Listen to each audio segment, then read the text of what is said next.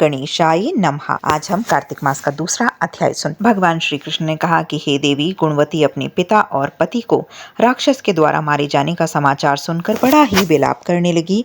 हा नाथ, हा पिता, मुझको त्याग कर तुम कहाँ चले गए? मैं अकेली कन्या हूँ, तुम्हारे बिना अब मैं क्या करूँ?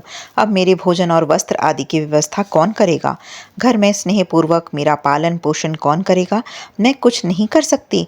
मुझ विधवा की रक्षा कौन करेगा? मैं कहाँ जाऊँ, कैसे करूँ, कैसे रहूँ?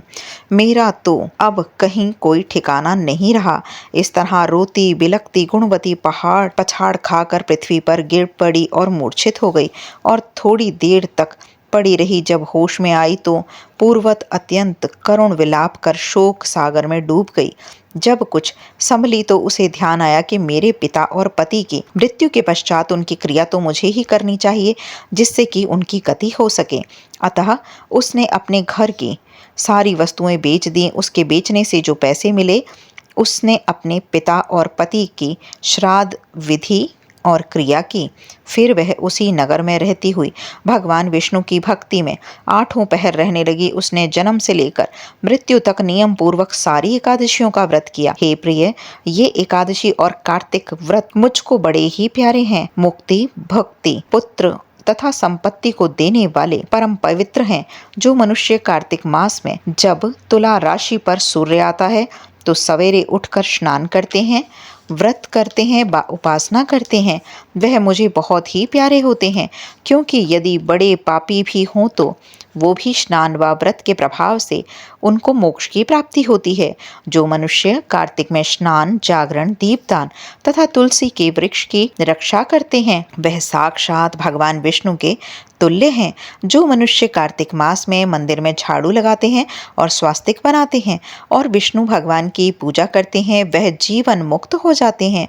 यह सुनकर गुणवती भी प्रति वर्ष मन लगाकर कार्तिक का व्रत और भगवान विष्णु का पूजन करने लगी। हे प्रिय, एक बार वह ज्वर ग्रसित थी और दुबली हो गई थी, फिर भी किसी न किसी प्रकार से गंगा स्नान के लिए चली गई।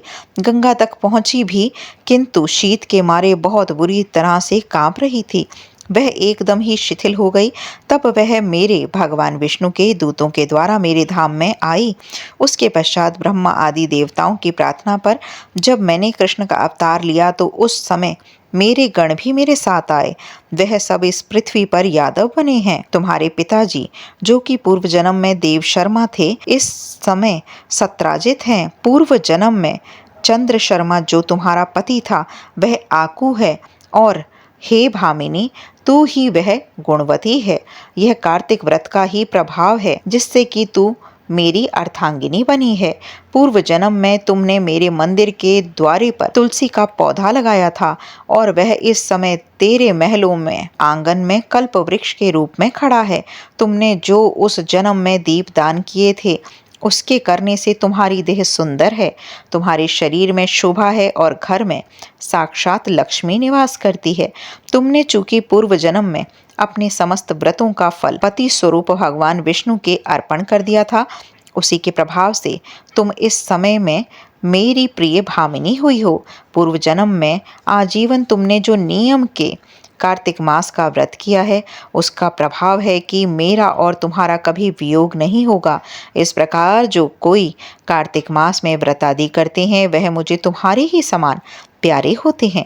वह लोग जो कि तुम्हारे जप तप यज्ञ दान आदि करते हैं, कार्तिक मास में किए गए व्रत के सामने उसका फल बहुत ही थोड़ा है, यानी कार्तिक मास के व्रतों का 16वां भाग भी नहीं है। इस तरह से सत्यभामा भगवान श्री कृष्णचंद्र की महाराज से अपने पूर्व जन्म के पुण्य का प्रभाव सुनकर अति प्रसन्न हुई।